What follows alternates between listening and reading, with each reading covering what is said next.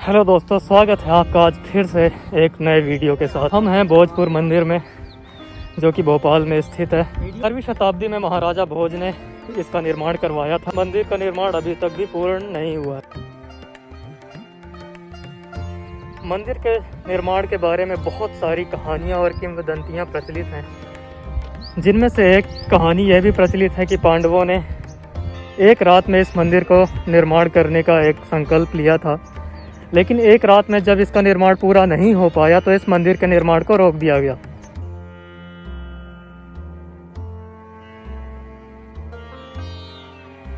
मंदिर के चारों ओर पत्थर की पहाड़ियां हैं छोटी छोटी, और यहाँ पे जानकारी दी गई है कि महाराजा भोज ने 11वीं शताब्दी में इसका निर्माण करवाया था। कि महाराजा भोज ने इसका निर्माण क्यों अधूरा छोड़ा, इसका कोई भी पुख्ता प्रमाण उपलब्ध नहीं है। मंदिर के बाहर शायद ये कुछ निर्माणाधीन छोटे मंदिर थे जो कि पूर्ण नहीं हो पाए। इन मंदिरों के पत्थरों में आप देख सकते हैं कि एक शानदार कलाकृति बनाई गई है। हालांकि कुछ समय के साथ ये चीज़ें मिट गई, लेकिन अभी भी दिखाई देती हैं कि बहुत शानदार कलाकृतियाँ पत्थरों में उकेरी गई थी।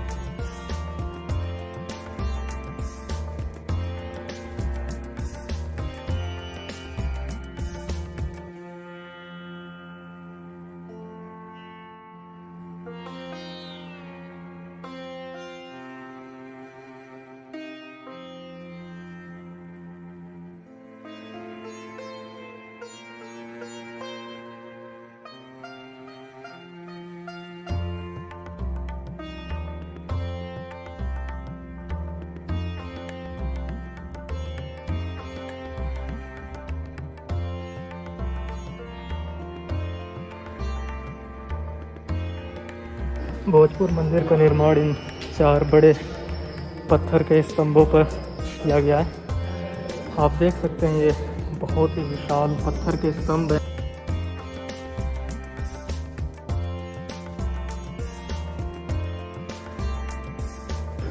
दुनिया के सबसे पुराने और सबसे विशालतम शिवलिंगों में से एक है। मंदिर की जो नक्काशी है वो बहुत ही शानदार है। आप देख सकते हैं कि जो लगभग 1000 साल पहले वास्तुकला थी वो वास्तव में कितनी उन्नत और समृद्ध हुआ करती थी। ये जो पत्थर के खंभे हैं जिन पे भोजपुर मंदिर का निर्माण किया गया, इनमें भी कलाकृतियों को उकेरा गया है।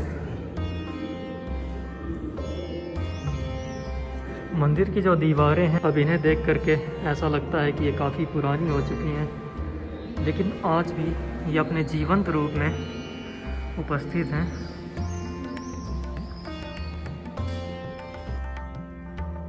पूरा प्रदक्षिणा मार्ग है। आप देख सकते हैं मंदिरों के जो पत्थर प्रयोग किए गए, इनमें शिलालेख लिखा गया है।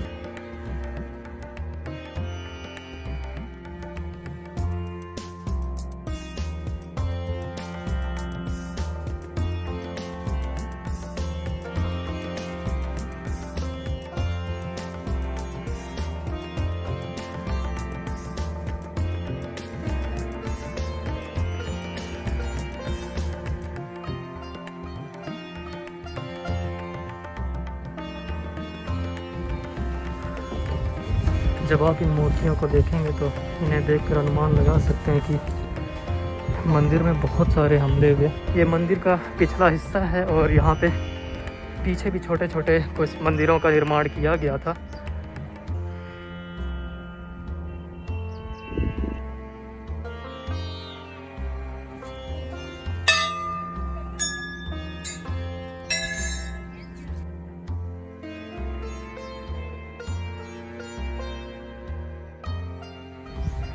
ये मंदिर के बाहर कुछ कलाकृतियाँ बनाई गई। शिव मंदिर के अंदर जो जलाभिषेक किया जाता होगा, शायद ये उसका पानी निकलने के लिए ये पत्थर की एक कलाकृति बनाई गई है। कलाकृति अपने अच्छे रूप में नहीं है क्योंकि ये विध्वंसों को सहा है इस मंदिर ने। प्राचीन भारतीय मंदिरों को देख करके वास्तव में लोग आश्चर्यचकित हो जाते हैं, क्योंकि इनकी जो निर्माण कला थी वास्तव में बहुत ही अनूठी थी।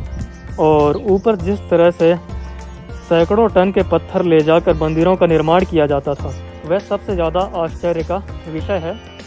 तो भोजपुर मंदिर को जब देखेंगे तो आप इसका अनुमान लगा सकते हैं कि इसका जो भारत के अन्य प्राचीन मंदिर हैं उनका निर्माण किस तरह किया गया था। ये जो स्तंभ बनाया गया पत्थरों का और कुछ सीमेंट जैसी चीज़ों से मिला करके, ये पूरी तरह से इस मंदिर के निर्माण की एक जो प्रक्रिया है उसे दर्शाता है कि इस तरह से यहाँ से जो पीछे से देख सकते हैं आप, यहाँ से ला करके भारी जो पत्थर हुआ करते थे और फिर इस मंदिर का निर्माण किया गया। पूरे मंदिर का जो निर्माण किया गया वो यहाँ के स्थानीय पत्थरों से किया गया। जब आप वास्तव में भोजपुर मंदिर आते हैं और यहाँ पे भगवान शिव के दर्शन करते हैं, यहाँ के वातावरण में आप कुछ समय ठहरते हैं, तो सहज रूप से ही यहाँ की सकारात्मक ऊर्जा को आसानी से अनुभव कर सकते हैं।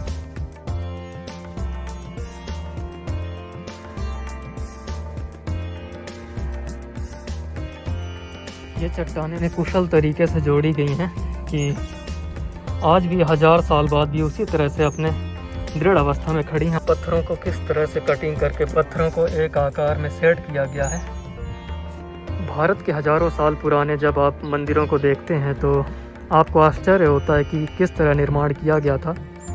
हालांकि जब मंदिर का निर्माण हो जाता था तो उसके बाद इस तरह के जो स्तंभ पत्थरों को ऊपर ले जाने के लिए बनाए जाते थे वो हटा दिए जाते थे। लेकिन भोजपुर मंदिर का निर्माण पूरा नहीं हो सका, जिसके कारण से आज भी ये यहाँ पे स्थित है। और ये सबसे बड़ा रहस्य खोलता है कि मंदिरों का निर्माण किस शैली में होता था, किस तरह से किया जाता था। जब लोग मिस्र के पिरामिडों को देखते हैं तो उनके मन में भी यही प्रश्न आता है कि आखिर इतने बड़े पिरामिड और इतने भारी भारी कई टन वजन वाले पत्थर ऊपर कैसे ले जाए गए होंगे।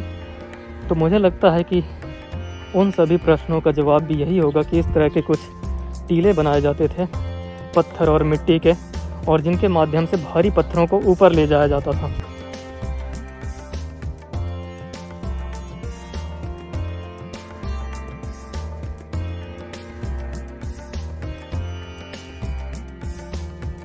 तो इस वीडियो को करते हैं यहीं पे समाप्त। आप हमारे साथ बने रहे। अगली वीडियो में मैं आपको भोजपुर मंदिर का जो आधारशिला तैयार किया गया था जहाँ पर, उस स्थान को दिखाऊंगा।